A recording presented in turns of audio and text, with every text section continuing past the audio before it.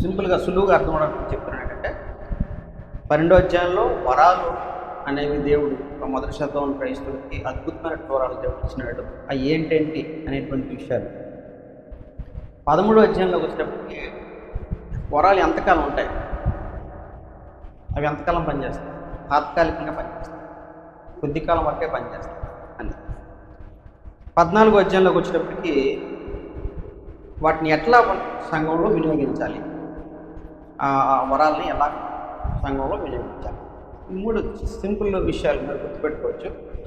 అంటే ఇంకా చాలా సంగతులు దాని గురించి ఉన్నాయి, కానీ మనం సారాంశాలను మనం చెప్పుకోవాలంటే 3 సంగతులు. 12వ అధ్యాయంలో వరాలు అంటే ఏంటి, ఏంటంటే వరాలు అద్భుతమైన దేవుడు ఇచ్చిన వరాలు ఆనాటి కాలం. రెండవది ఆ వరాలు ఎంతవరకు పనిచేస్తాయి, తాత్కాలిక కొద్ది వరకు పనిచేస్తాయి. 14వ అధ్యాయంలో వాటిని ఎలా ఉపయోగించాలి, 3. కాబట్టి 3 కలిపి మనం చదువుకుంటే ఇందులో చాలా సంగతులు మనకు అనుకుంటాం. కాబట్టి ఇక్కడ